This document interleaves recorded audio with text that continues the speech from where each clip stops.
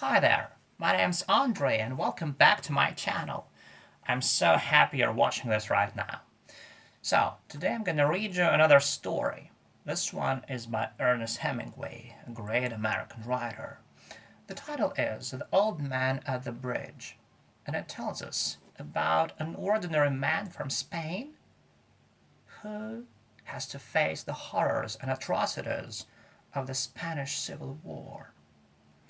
It's an average man who used to have a farm, who used to take care of farm animals, and all of a sudden, his life falls apart because a war breaks out and he has to flee.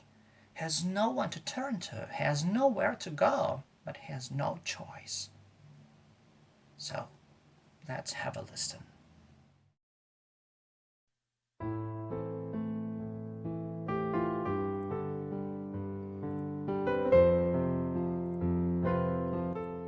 The Old Man at the Bridge by Ernest Hemingway.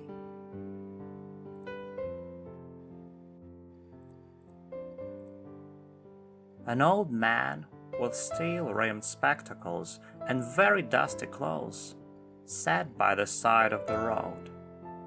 There was a pontoon bridge across the river, and carts, trucks, and men, women, and children were crossing it. The mule-drawn carts staggered up the steep bank from the bridge, with soldiers helping push against the spokes of the wheels. The trucks ground up and away, heading out of it all, and the peasants plodded along in the ankle-deep dust. But the old man sat there without moving. He was too tired to go any farther. It was my business to cross the bridge, explore the bridgehead beyond, and find out to what point the enemy had advanced. I did this and returned over the bridge. There were not so many carts now, and very few people on foot, but the old man was still there. "Where do you come from?" I asked him. "From San Carlos," he said, and smiled. That was his native town, and so it gave him pleasure to mention it, and he smiled. "I was taking care of animals," he explained. "Oh," I said, not quite understanding. "Yes," he said. "I stayed, you see, taking care of animals. I was the last one to leave the town of San Carlos." He did not look like a shepherd nor herdsman, and I looked at his black, dusty clothes, and his gray, dusty face, and his steel-rimmed spectacles, and said, "What animals were they?" "Various animals," he said, and shook his head. "I had to leave them." I was watching the bridge and the African-looking country of the Ebro Delta, and wondering how long now it would be before we would see the enemy, and listening all the while for the first noises that would signal that ever-mysterious event called contact. And the old man still sat there. "What animals were they?" I asked. "There were 3 animals altogether," he explained. "There were 2 goats and a cat, and then there were 4 pairs of pigeons." "And you had to leave them?" I asked. "Yes, because of their artillery. The captain told me to go because of the artillery." "And you have no family?" I asked, watching the far end of the bridge, where a few last carts were hurrying down the slope of the bank. "No," he said, "only the animals I stated. The cat, of course, will be all right. A cat can look out for itself. but I cannot think what will become of the others. What politics have you? I asked. I'm without politics, he said. I have come 12 kilometers now, and I think now I can go no further. This is not a good place to stop, I said. If you can make it, there are trucks up the road where it forks for Tortosa. I will wait a while, he said, and then I will go. Where do the trucks go? Towards Barcelona, I told him. I know no one in that direction, he said, but thank you very much. Thank you again very much. He looked at me very blankly and tiredly, and then said, having to share his worry with someone, "The cat will be all right, I'm sure. There is no need to be unquiet about the cat. But the others... Now, what do you think about the others?" "Why, they'll probably come through it all right." "You think so?"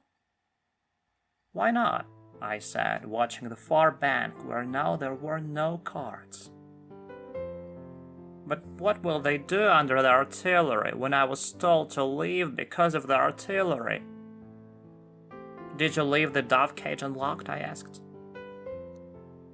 "Yes." "Then they'll fly." "Yes, certainly they'll fly." "But the others... It's better not to think about the others," he said. "If you are rested, I would go," I urged. "Get up and try to walk now." "Thank you," he said, and got to his feet, swayed from side to side, and then sat down backwards in the dust. "I was taking care of animals," he said dully, but no longer to me. "I was only taking care of animals." There was nothing to do about him. It was Easter Sunday, and the fascists were advancing toward the Ebro. It was a grey, overcast day with a low ceiling, so their planes were not up.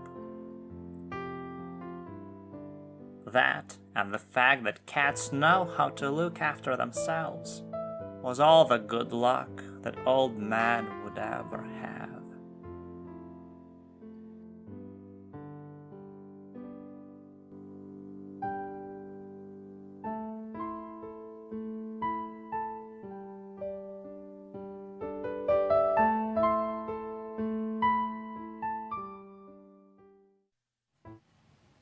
So that is how the story goes. So that is the way the story goes. You know, I really like this story because it teaches us very important things. It really shows us how fragile our lives are and how fragile and vulnerable we all are. Because we may lose everything we have in the blink of an eye. You know? Just like this man did.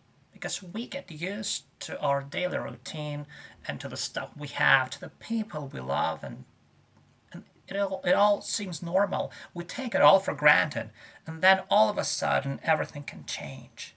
And this story reminds us of that. That's very important. It also teaches us that you can always do something to comfort other people. Because there are a lot of people who are in need, who are in despair, and who need our assistance and support. And, well, you shouldn't just walk past them. You should take some time to take a look and to listen to them, to do something for them. Well, even though sometimes there's nothing we can do. It also shows us that sometimes we are helpless and powerless against some events that may occur in our lives. So we should really appreciate what we have. We should really, we shouldn't take it for granted. We should really never forget how fragile and how insecure it all is. So, let's appreciate what we have, and I really hope you'll come again. For now, that's it for today. Thank you for watching. I'm Andre. Wish you all the best. Take care.